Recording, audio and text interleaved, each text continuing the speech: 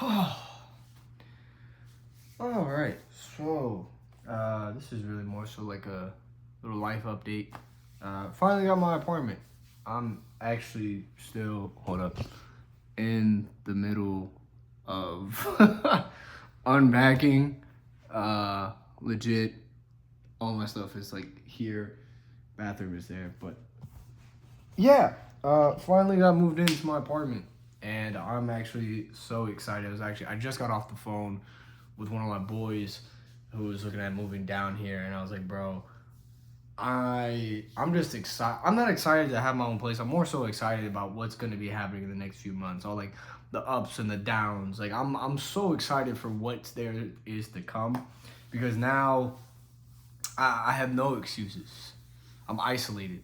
There's no distractions. There's no reason to why I can't get to where I want to be. And I think that can be a big deciphering factor for a lot of people in their success. And this lighting is not the best. It's because of their environment. And I'm not saying the environment I was in that wasn't good. I'm just saying now that I'm on a frequency and energy level to where it is just me, and I can decide whoever comes in my environment is either matching or is higher than that energy level, so it can push me to where I want to be. I don't have any other distraction. I have no excuse to not be to where I want to be, and that's where some of you are probably lacking. Like you want to do all these great things. You want to achieve these goals. You want to, you want to start doing new things, and you want to become consistent with it, and you want to make them a habit, and you want so much out of life, and you have these big ideas, these dreams, these aspirations, these ambitions that you want to have. But the only thing that's holding you back is your environment. And I've talked about environment all the time. I do. I talk about it constantly, all the time. But sometimes it doesn't. It takes a lot of courage and also self-reflection to give you an understanding of why you're not where you want to be. Why haven't you gotten that job that you wanted to? Or why haven't you posted on that social media account that you just created and you wanted to start posting on there, and now you're not posting at all? Like why? What is holding you back? And once you start asking yourself that question, and then it's weird. Once you ask that question to yourself, it's very broad, because you don't know what the outside source of your success and why it hasn't gotten to why you haven't achieved it. So it can be very broad. What I'm here to tell you is that if if you've done everything you can to think internally about what you can do and what you haven't been doing to get where you want to be, and you truly believe you got to a point where all it is now, it's you are doing everything in your natural power to get there. The only thing that you're lacking is either skills, that certain learning factors, or something outside. And sometimes that outside source can be very challenging to actually, I guess what's the word I'm looking for? Address, because it takes a lot of self-reflecting and a lot of discipline to figure out what it is. But I'm here to tell you, I'm on my own now. I have no excuses. I have nothing. I don't have a girlfriend. I don't go out. I don't drink. I don't smoke. I don't do drugs. I don't vape. I don't scroll away on social media. Like, I have no excuses. And because of that, I have grown this belief that it is inevitable of my success that I will achieve it. Whether it is with, and I'm not talking about like followers, like that's not my version of success. Whoever follows me is following me because of me. Like, I don't care if this only reaches 100 people. I don't care. Because at the end of the day, your social media, your presence online doesn't decipher how successful you are. I've met a lot of multimillionaires who don't even have social media. And if they do, I actually met a woman who makes over 60 grand a month. And she only has like 500 followers. You know what I mean? I'm doing this for me because in these past few months, I've understood something that I believe that I personally have the ability to touch people in a way that most doctors can't. And what I mean by that, like, I have the ability to touch people heart to heart, right? I have the ability to talk to people on a level to seek understanding in a loving way to help people. And it's not, of course, I can't do it with everybody, right? Not every voice is for each ear. That's, you know what I mean? And to give you a better example, like, not every, I could say something over and over again to somebody. Like, I can say I love you to my mother over and over and over again. But the moment I say I love you to a woman that is practically a stranger, an outside figure to my family, it carries more weight, right? Maybe that's a girlfriend. Maybe that's someone who I'd like to marry, right? It weighs differently, right? So back to what I'm saying is that I believe in myself so much. Like I said, I don't care about the following. I really don't. I don't care if in 5 years from now I only have 500 followers. Don't care. I've been doing social media for almost 2 years consecutively, and I only have 500 followers on my Instagram, right? It's inevitable something is going to work at some point. Some people give up within 3 months, even a month, or maybe in 2 weeks. I'm not here for that.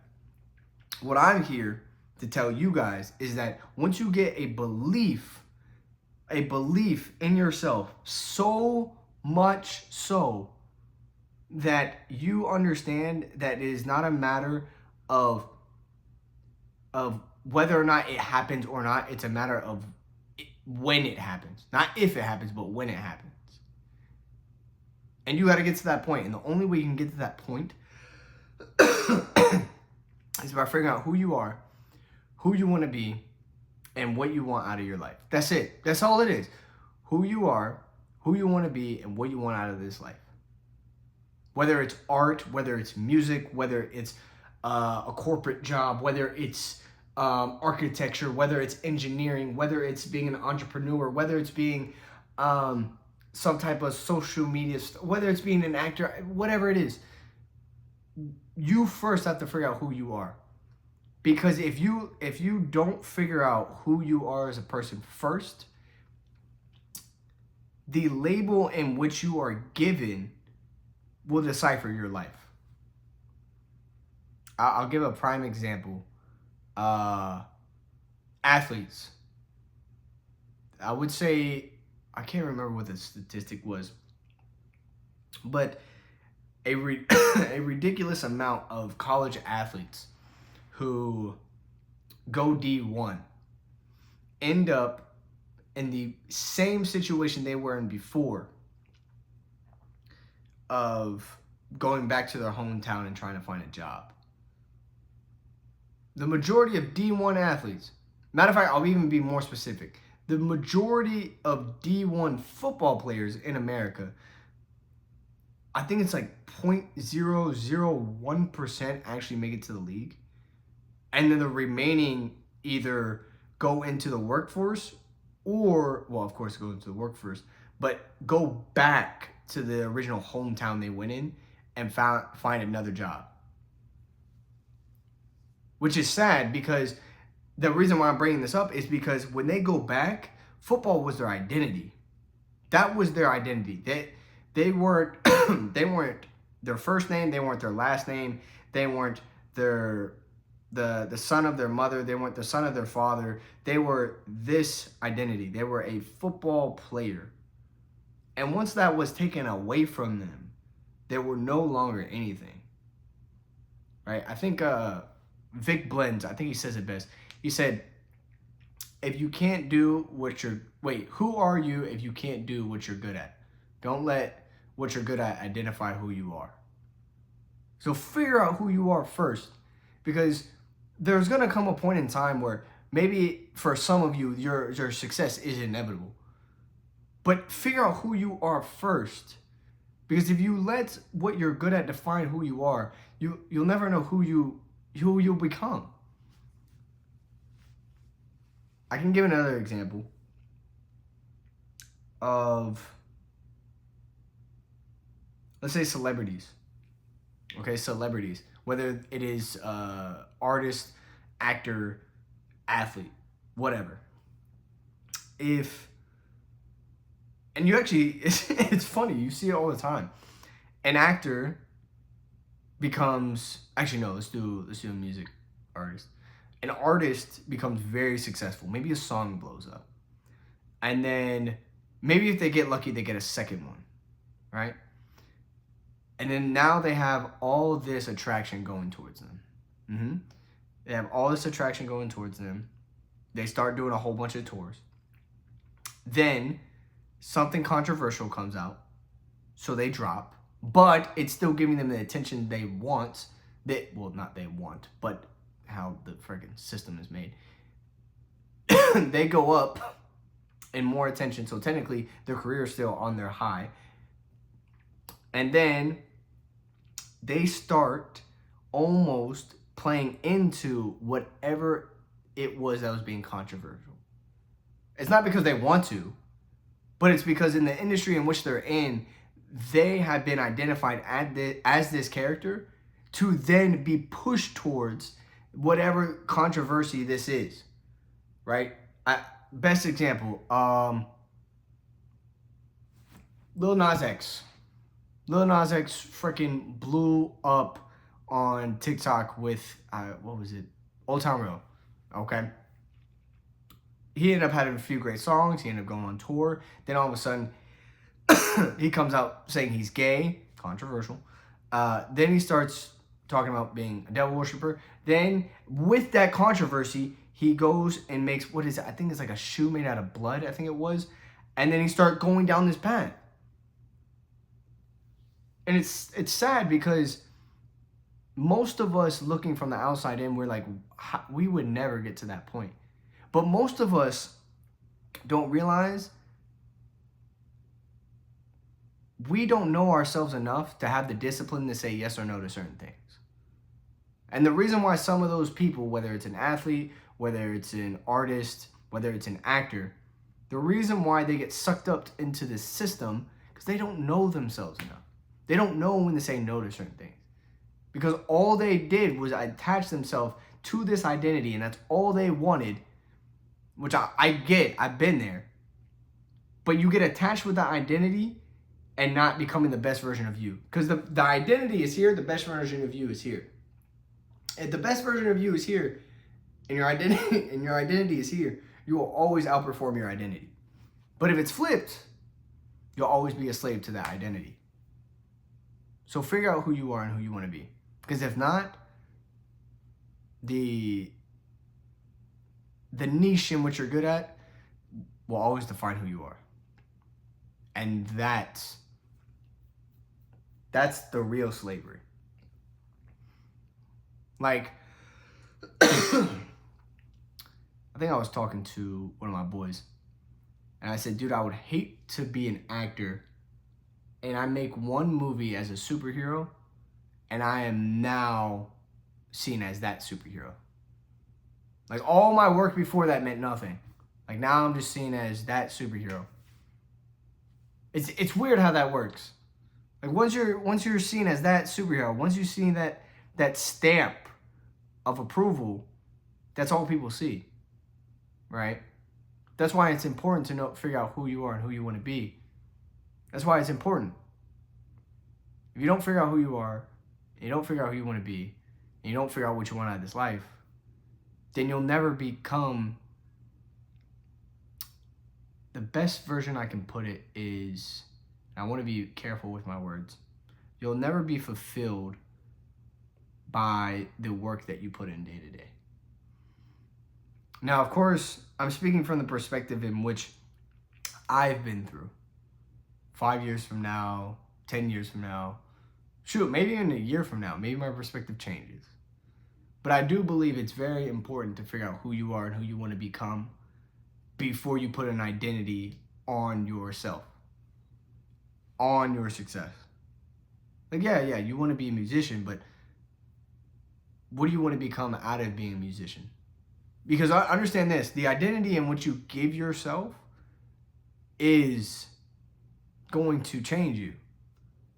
But do you want to become a better person, or do you want to become someone that's just attached to this identity and that's all you ever know? To each their own. Right? I'm not going to tell you which way is good and which one's bad. I'm just expressing my thoughts. So to go back on what I was saying about being careful about your environment. The only way you can be careful about your environment is by knowing who you are and who you want to become. And the only way, in my opinion, you can do that is by being overly exposed to different opportunities.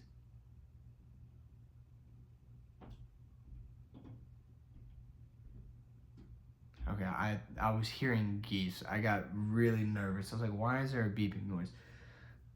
I have geese in my apartment complex, and they're very active. I get the best way I could put it. Anyways, it's by overly exposed to different opportunities or spending a long period of time by yourself in isolation. And I think for me, I spent a very long period of time in isolation. I think a lot of my life, I spent it by myself. And I think that was an advantage that most people don't really get to have. But for me, like sitting here in my apartment with no music and maybe just the fan on, it's peace to me. It's all I ever known. Just me and my thoughts. So, I'm going to conclude it here because I still have a lot I need to do. But really, I want to title this video is Don't Be Afraid of Being You. I think that's what I'm going to title it. Because once you figure out who you are, you understand what you want. And that can sometimes make life a whole lot easier.